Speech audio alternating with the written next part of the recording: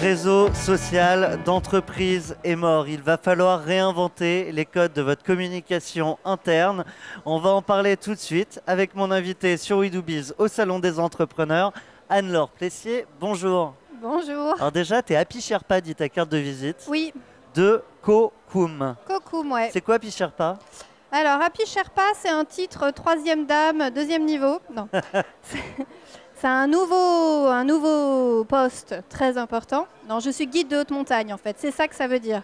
J'essayais de trouver un petit peu, on dit beaucoup CEO. Alors, CEO de soi-même ou d'une équipe de 4 personnes, c'est pas terrible.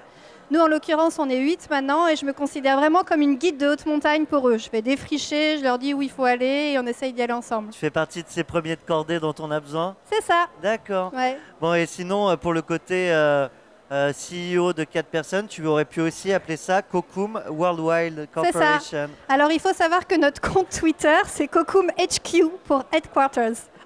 Génial. On a beaucoup d'ambition. On nous a dit qu'il fallait en avoir beaucoup, donc on en a. Il faut. Alors du coup, raconte-nous un peu Cocoum. Ça dit non aux réseaux sociaux d'entreprises, aux intranets, tels qu'on les fait jusqu'à maintenant. Ça dit pas tout à fait non, mais ça se dit que ça marche pas pour ce qu'on essaye d'en faire. En fait, le plus important dans une entreprise, c'est d'aller partager l'info qui donne du sens. L'info qui donne du sens au travail de chacun. Et c'est quoi cette info? Ça va être des infos opérationnelles, ça va être de l'actualité, des retours terrain, des expériences.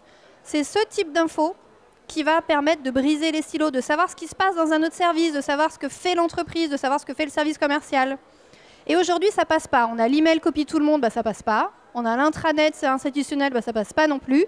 Et on a le réseau social d'entreprise qui a été pendant un moment une espèce de boîte de Pandore, bah, ça passe pas non plus. Pourquoi? Parce que le réseau social d'entreprise, c'est très conversationnel. Et on ne peut pas partager des infos conversationnelles entre les services. Pas de la même manière. Et alors du coup, qui mieux pour parler de l'entreprise que ses collaborateurs? C'est ça. Vous les faites bosser en fait? On les fait bosser à mort. C'est-à-dire que là où ils étaient en récepteur de l'info, eh ben, ils sont obligés de devenir acteurs. La communication interne, ça devient un pot commun. Et c'est eux qui vont co-créer l'information, l'actualité de l'entreprise, donc dans un média interne, qui est, et ça c'est assez rare, 100% ouvert en lecture et en écriture à tous. Donc il y a de la modération, mais après, j'imagine. C'est ça. Et la modération se fait par la masse. C'est-à-dire que ce n'est pas la direction qui dit ah, ça c'est bien, ça c'est pas bien. Tout le monde publie les infos pertinentes, on se met vraiment d'accord sur le cadre, qu'est-ce qu'on veut dire, comment on veut communiquer. Et ensuite, chacun publie des infos, librement. Anne-Laure, c'est aussi important d'inspirer les collaborateurs. Pour ça, on peut aussi aller chercher des choses externes à l'entreprise, non? Oui, alors ça, c'est une dimension très particulière de Cocoum, c'est-à-dire qu'il y a des infos partagées dans l'entreprise par les collaborateurs. Et nous, on veut aller un peu plus loin, on veut démurer cette com interne-là. Et donc, du coup, on propose à des experts de publier du contenu qui va alimenter la plateforme interne de l'entreprise. Et ça, c'est juste pour essayer de donner des petites bouffées d'air frais aux collaborateurs, de leur donner des idées, de leur donner d'autres perspectives. Anne-Laure, parlons de l'entrepreneureux, de la femme entrepreneur. Ouais. Pas un long fleuve tranquille. Non, oui, c'est sûr. Alors, je dirais, d'être une femme entrepreneur, quelle différence ça a? Sur le fond, il y en a très peu. C'est-à-dire que ce qui fait de nous un entrepreneur ou une entrepreneur, c'est vraiment cette capacité à prendre des risques. Et ça, je la retrouve chez tous mes amis entrepreneurs. Qu'ils soient hommes ou femmes. C'est ça. Capacité à prendre des risques, résilience, volonté, enthousiasme. Ça, c'est des facteurs clés. Par contre, c'est vrai que je ne peux pas dire, il y a quand même une vraie différence à être une femme entrepreneur, et surtout quand on est maman. Moi, je suis maman de 2 enfants. Et ce n'est pas le même rythme de vie. C'est-à-dire que moi, j'ai 3 vies au moins dans une vie. Et ça, c'est un facteur à prendre en compte. Et je pense que s'il y a beaucoup de femmes qui aujourd'hui ne le font pas, ce n'est pas forcément qu'elles n'en ont pas envie, c'est qu'à des moments, on est bloqué par la vie. La question, d'ailleurs qu'on soit homme ou femme, la question du couple, quand on lance sa boîte aussi, c'est un vrai sujet? Oui, alors c'est un vrai sujet, d'autant plus quand on est une femme. Alors je vais être bien placée pour en parler parce que je vais bientôt divorcer. Voilà. Je pense sans rentrer évidemment dans le détail, mais est-ce que le fait de lancer sa boîte joue un rôle dans... Je pense que oui. Même s'il y a des problématiques de couple ou pas à la base, ça c'est en dehors.